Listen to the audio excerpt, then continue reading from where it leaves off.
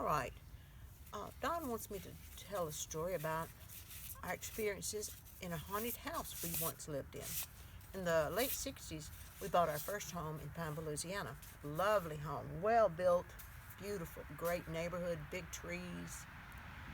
Had only had one owner who was a doctor and his wife with no children. There's no excessive history, strange, or anything. No history whatsoever.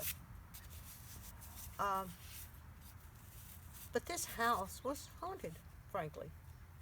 Um, Several things had happened frequently. One of them is there was a little sun porch built on the back that we had used as a little bedroom for the two little boys and had bunk beds in there. And if you were quiet, you could hear a music box play in that room. Not everybody could hear this, but every once in a while somebody would come in and say, "I hear a music box. Where's that coming from?" And one specific, weirdly enough, was my nephew, Kevin. That was strange. But that was a nice little thing. But an unhealthy thing about that room, Don saw bad things out the window.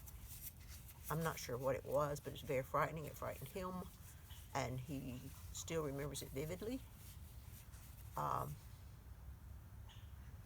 an interesting thing about the children, my second son, Steve, never woke up at night. He was the soundest sleeper you have ever seen for a kid. Never.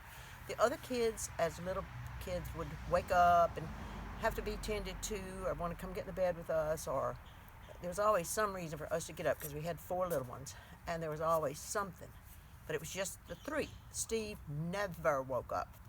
One night, it was wintertime, we'd had the heat going, we had a floor furnace in the hallway between the bedrooms. It kept the whole floor warm because it was up on piers. It was a really nice way to heat a house for children because they didn't get sick. And I was sound asleep, and I hear Steve call out, "Mama, Mama!"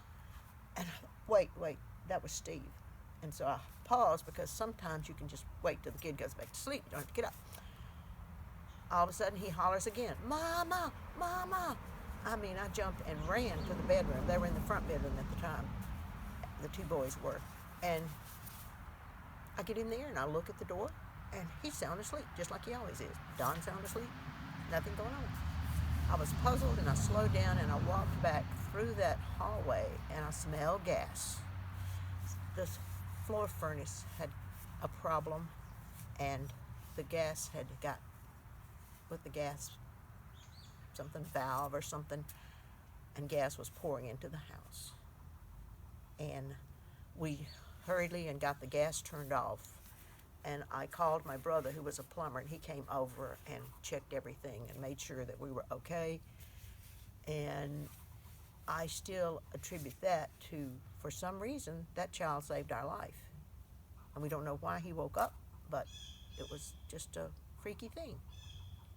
One time, for Easter, we bought the children a little duck. I don't know if Don remembers this or not, because I try not to make a big deal of it, because it's kind of frightening.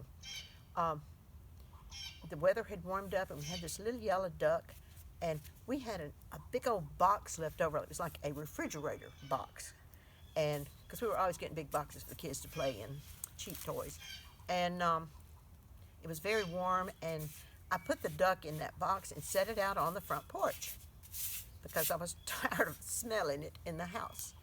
And we go out to get the little duck later. The box is still upright like it always was, and there is no duck. We don't know what happened to that duck. That was weird. Another time about that front door, the children were all around me, and I was standing by the dining room window where you could look out and see the front door, and the doorknob starts turning. I could see there was nobody standing at the front door. I could see the doorknob on the outside and on the inside, and on the inside that knob was turning, and there was nobody outside. That scared the crap out of me, and I actually called my husband, and he came home quickly, and everything was okay. but there was no reason for that knob to be turning. Just the strangest thing was, and actually this was verified years later, and I'll tell you why. We were always playing musical beds because the kids had various things where they wanted to sleep. And that night, this particular night, Don, my husband and I were in the front bedroom. Don't know why, I don't remember why. We were in there alone, sleeping, and something startles me, and I wake up, and I look towards the door, and there is a soldier standing in the door. He has on a World War II khaki summer uniform, like a private would wear, short sleeve, with his cap, fabric cap turned up over into his belt, and he has dark curls, and he's well built and young, and he looks at me like very confused, and he's looking around like, where am I? Very confused. And I try to nudge my husband to wake up. I wanted him to see, because I knew this was something really strange. I didn't think this person was real. And I kept, trying to nudge my husband. I wanted him to wake up, and he wouldn't. When he did, he kind of raised up, and the minute he kind of raised up a little bit, the image went away. That was a ghost, frankly. Some years later, I don't like to talk about these things much, but my husband always likes to tell things. And he was telling this to his sisters one day, and I wasn't happy about it, but we were at his sister Marcia's house, and he's all delighted to tell this story. And we knew that near our house was a train track came over an underpass, and this is a quite dangerous place. And Don's sister sits there quietly, and then she tells us her husband's brother was killed during World War II in a car wreck at that underpass. And I said, well, it couldn't have been him, because I knew his people, and they were blonde and kind of short and kind of round, and that wouldn't have been his brother. And she said, wait a minute, and she went to the back room and brings out a photograph, and that's who it was. I remember distinctly the way this boy looked, and that was his brother, who had wound up in the doorway of my home.